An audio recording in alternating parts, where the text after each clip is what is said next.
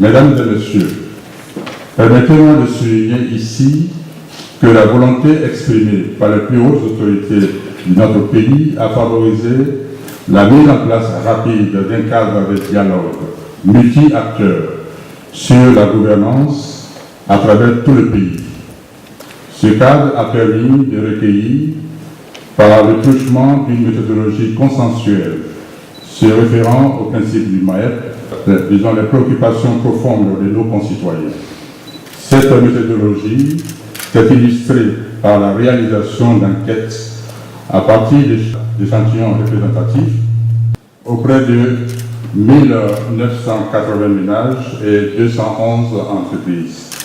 Ces enquêtes ont été accompagnées par la réalisation de préforats et de forats citoyens à travers les villes et les campagnes dans toute la Côte d'Ivoire, permettant ainsi à toutes les composantes socio-économiques de notre pays de s'exprimer sur les défis en matière de gouvernance. Instrument dont la vocation essentielle est de mesurer l'état de la gouvernance. Nous arrivons en effet à une étape décisive et même cruciale, celle du rapport sur la situation dans notre pays. Rapport qui sera présenté en janvier 2019 à Addis Abeba, en marge du prochain sommet de l'Union africaine. Et comme le veut la tradition, une fois que les conclusions de la mission seront connues, la parole sera donnée alors au président de la République pour expliquer en profondeur sa politique économique, sociale, culturelle, environnementale, bref, la politique qu'il conduit depuis son accession au pouvoir. Dans toutes les concertations menées, l'identification des responsabilités de l'ensemble des parties prenantes, de l'État central aux populations en passant par les collectivités décentralisées et à souligner. Pour ce qui est de l'État central, l'examen des bilans des politiques publiques figurant les rapports d'auto-évaluation a été analysé par les experts de la mission et a permis de se faire une idée. La démocratie et gouvernance politique, la gouvernance économique et le management, la gouvernance des entreprises et le développement socio-économique. Chacune de ces quatre composantes a fait l'objet d'une part d'une lecture critique du chapitre et elle a consacré dans le rapport d'auto-évaluation et d'autre part des discussions avec toutes les parties prenantes lors des consultations citoyennes à travers le pays.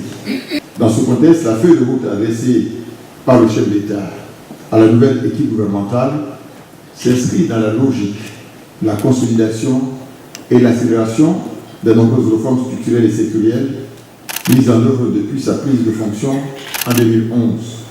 Il s'agit surtout d'accélérer les efforts en vue d'un développement économique et social plus rapide, plus durable et plus inclusif en faveur des populations ivoiriennes. Déjà, les efforts mis en œuvre par la Côte d'Ivoire lui ont permis d'enregistrer, vous le savez, des acquis indéniables, avec, entre autres, une croissance forte et durable et inclusive, marquée par un taux moyen de 9% au cours de chacune des années de la période 2012-2016 et 7,8% en 2017. Ce qui fait de notre pays, la Côte d'Ivoire, de son économie, l'une des plus performantes en Afrique et même dans le monde. Aussi en a-t-il fait la première priorité parmi les 5 axes stratégiques de son programme national de développement, le PND, pour la période 2016. 1. Renforcement des institutions pour la paix et la bonne gouvernance. 2. L'accélération de la transformation structurelle de l'économie ivoirienne. 3. L'amélioration des conditions de vie des Ivoiriens. 4. La promotion de la jeunesse et des femmes. 5. L'émergence des Ivoiriens nouveaux. Tout ceci pour indiquer que pour la Côte d'Ivoire, être évaluée de l'extérieur en ce qui concerne sa gouvernance n'est pas considéré comme une épreuve de tous les dangers ou un test hors de portée, loin s'en faut.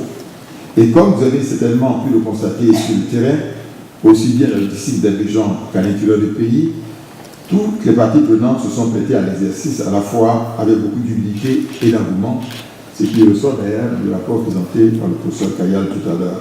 Ce rapport a également permis de mettre en évidence des problématiques fondamentales et des défis, dont les plus urgents concernent la réconciliation nationale, les services publics de base, les pesanteurs de la réduction des flux de la croissance et de la vie chère, les défis de la gouvernance en rapport avec le secteur informel et le phénomène de la salubrité et l'accès des populations aux soins médicaux.